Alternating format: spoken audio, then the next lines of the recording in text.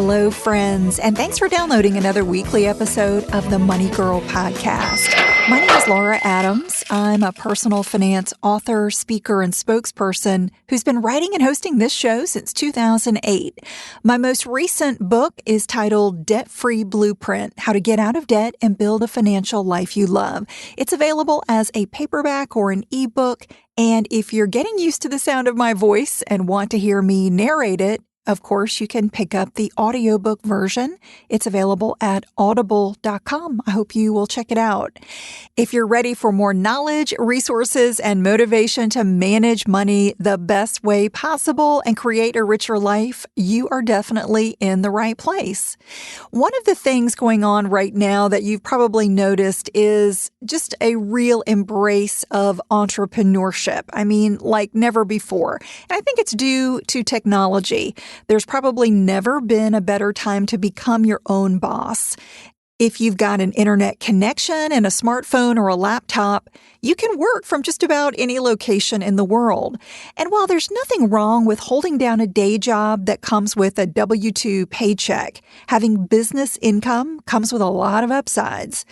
But if you've been dreaming of quitting your day job to start a business, you might be wondering if taking such a big leap is really worth it.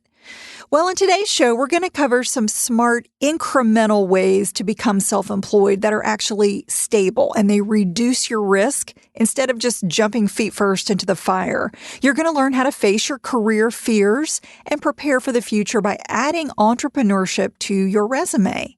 First, I love getting your questions and comments, so I want to respond to a post from Sadie, who's a member of my private Facebook group, Dominate Your Dollars. She says, "Hi, Laura, longtime listener, first-time poster. I went to an MLM party last night, and the consultant mentioned how she's able to write off a portion of her new mortgage, utility bills, etc., on her taxes via the home office deduction that you mentioned in episode number 606.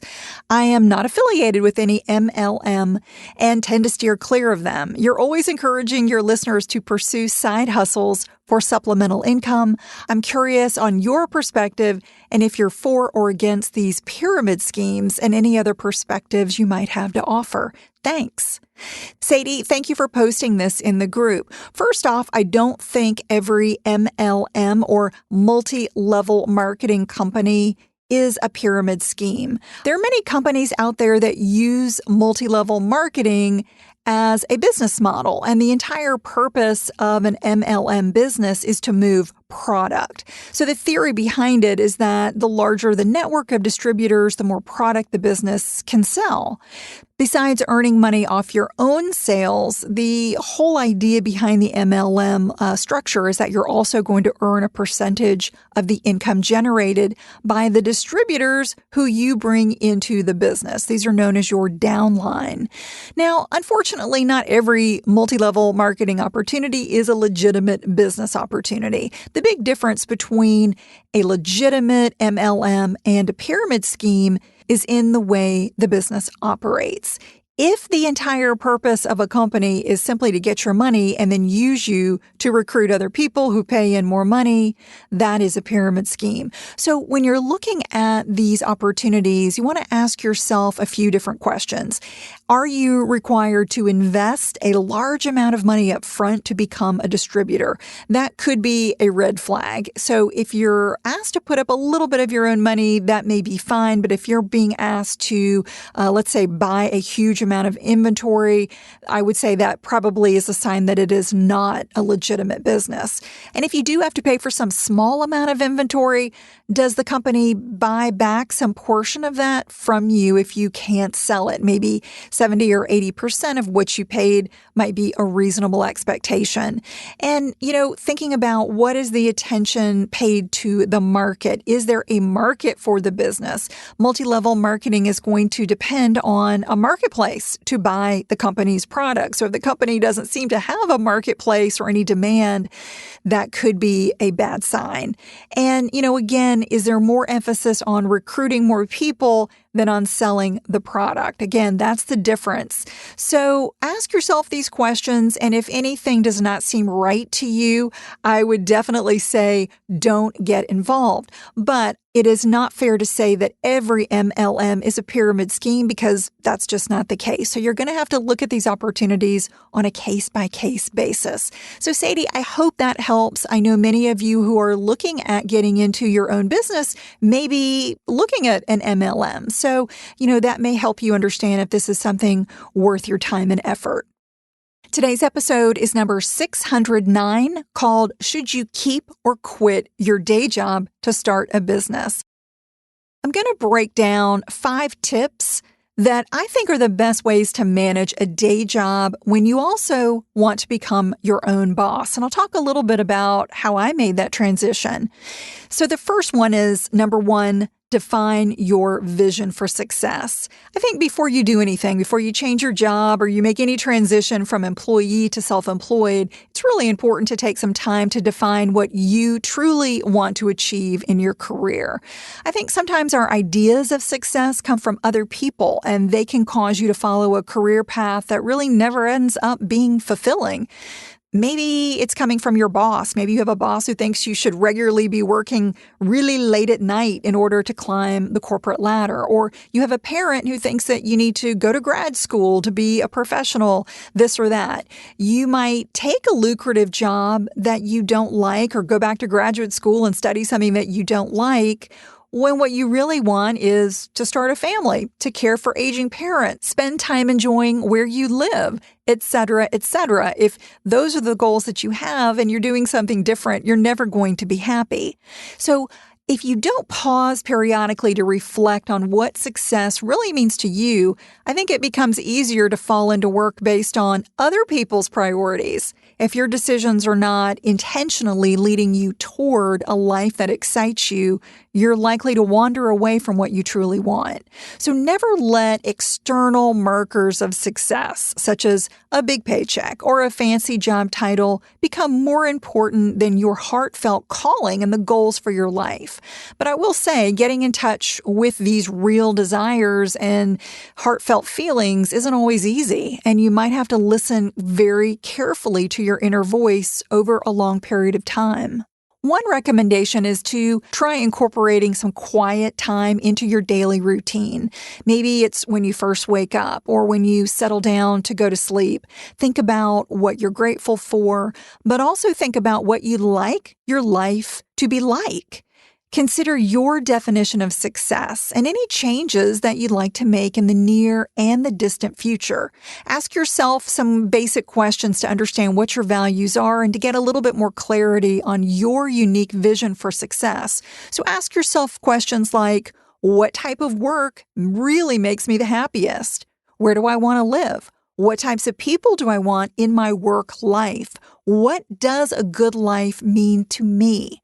This is not something you can do one time to kind of figure out the arc of your entire life and then never worry about it again. Careers change for the good and the bad. So when you find yourself getting restless or feeling like you want more, slow down and become more introspective. All right, the second way to manage a day job when you want to start your own business is create it. Create a profitable side gig. Even when you're very clear about what you want, one of the fastest ways to ruin your financial future is to take a flying leap from a steady paycheck. Jumping from a day job into something that's uncertain, into a full-time venture on your own, a little too early could mean a lot of trouble. So you could face some significant financial struggles, get into debt, it could hurt your relationships, etc. Many businesses take years of hard work before they're profitable enough to support you. So instead of willingly taking on the financial and the emotional costs of being your own boss, I would say try doing it on the side first. Hang on to your day job. That gives you the financial security to try out something new, try out a new idea, especially if you've got a spouse or kids who are depending on your income. The best side gigs are those that combine work that you're truly excited about with something that you are uniquely positioned to provide. So something you're really good at, that you've got a lot of experience doing, Your customers will be willing to pay you well for those valuable skills and experience that you offer.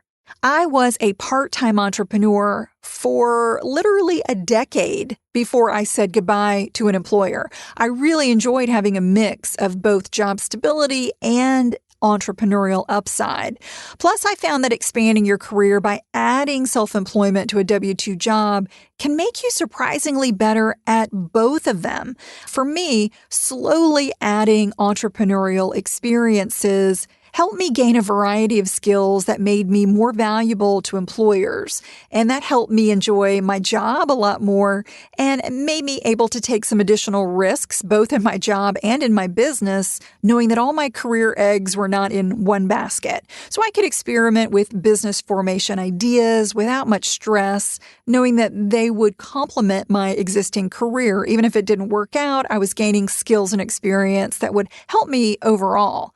The bottom line is that creating a business on the side definitely protects your income. It diversifies your network. It improves your skills instead of leaving you with less. So if you enjoy your entrepreneurial work and find that it pairs well with your day job, I would say keeping both has incredible benefits. That personal growth and all of those benefits are really going to pay off for you. The next tip, number 3, is negotiate for job flexibility. Let's say you plan to start a business on the side, or maybe you already have. You know that you're going to be working more, perhaps a lot more. You might need to work early in the morning, late at night, or on weekends to fit it all in. I know I certainly did. That could stress your relationships or cause you to burn out if you don't take some precautions. So once you're confident about your business idea or you begin seeing some promising revenue, you may find that you need more flexibility in your schedule. Consider different ways that you can tailor your business for your day job or vice versa, tailor your day job for your business. After my podcasting and blogging started taking off in 2008, my employer began feeling the financial pinch of the Great Recession. Instead of allowing my position to just get eliminated and downsized, I proposed a solution to my boss that he really liked. My proposal was I would work 4 days a week for a few months and then go down to 3 days a week through the remainder of the year, and then we'd reevaluate and see where the company stood.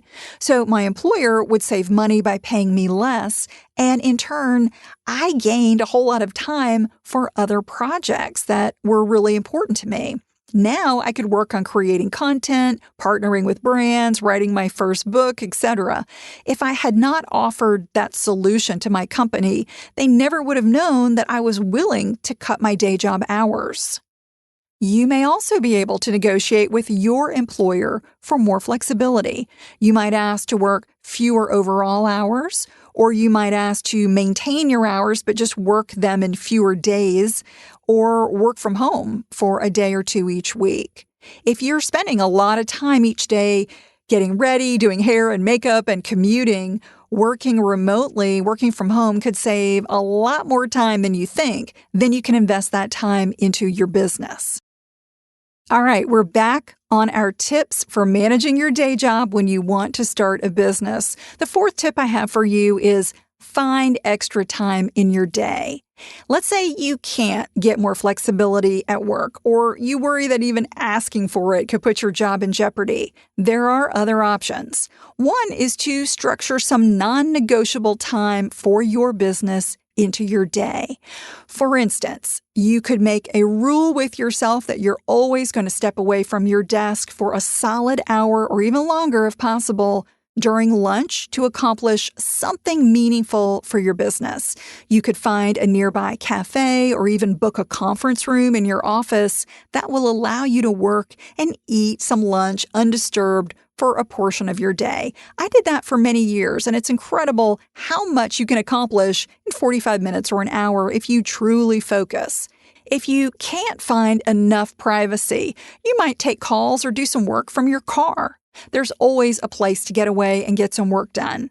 If working on your business during midday is not possible with your day job, consider coming to the office an hour earlier or staying later. You could also work on your business from a nearby coffee shop before or after your day job. The idea is to create a routine that gives you time to really focus entirely on your venture and complete some essential tasks. Another option is to outsource a portion of your work to freelancers. If you can afford to delegate some of your business or even your W-2 tasks, that can help you balance your to-do list. And when your day job is so unpredictable that it prevents you from working on your side gig for long periods, consider getting a different job. If you're really committed to getting your business off the ground, but you still want to keep that steady W-2 income, you may need to find a position that will give you more flexibility so that you can do both more easily. All right, the last tip, build financial security. You know that career changes can be challenging enough without added financial pressure. If you don't have any money in the bank, it's going to be challenging to be creative or to just feel justified spending time on your business. I recommend that everyone have some amount of emergency savings. Ideally, you should accumulate at least 3 months' worth of living expenses in the bank. Having a cash reserve becomes even more critical if you plan to become a full-time entrepreneur someday. You've got to consider the worst-case scenario. For instance, let's say you believe your side gig is profitable enough to quit your day job, but for whatever reason, the revenue dries up after you say goodbye to your employer. I can't overstate the importance of having enough financial runway to support you during the ups and downs of your business. So take the time. If you don't have any savings, just take advantage of your day job's steady paycheck to build up those savings right now. You're going to feel incredibly empowered knowing that you will never be trapped in a job because you can't afford to leave it. Cut back on those nice-to-have purchases, maybe shopping, vacations, dining out, so that you can create financial security and increase your entrepreneurial options at the same time. No matter what type of business you're thinking about, whether you want to become a solopreneur like I am, or you want to have a small business with a handful of employees, or you want to found a world-changing company, you have a lot to offer. It's never too late to put your skills, ambition, wisdom, knowledge, and your relationships into an exciting new venture. All right, to repeat the 5 tips to manage your day job when you want to start a business. Number 1, define your vision for success. Number 2, create a profitable side gig. Number 3, negotiate for job flexibility. Number 4, find extra time in your day. And number 5, build financial security. Thanks for being with me on this episode. If you have a money question or an idea for a future show topic, you know that I would love to hear it. You can call our voicemail line at 302-364-0308 and leave your message, or you can visit my contact page at lauradadams.com to email me. And if you'd like an invitation to my private Facebook group, which is called Dominate Your Dollars, you can just text me. You can either search on Facebook for it or text dollars, DOLLARS, to the number 33444. Money Girl is produced by the audio wizard Steve Rickyberg with editorial support from Karen Hertzberg. If you've been enjoying the podcast, we really want to ask you to rate and review it on Apple Podcasts. You might also like the backlist episodes and show notes available at quickanddirtytips.com. That's all for now. I'll talk to you next week. Until then, here's to living a richer life.